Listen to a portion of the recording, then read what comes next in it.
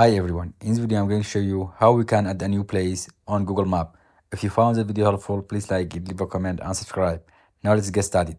Tap Google Map, tap your profile picture, scroll down, add a missing place.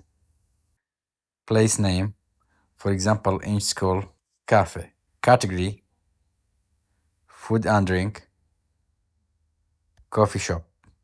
For address, tap the pin, put it in the right location.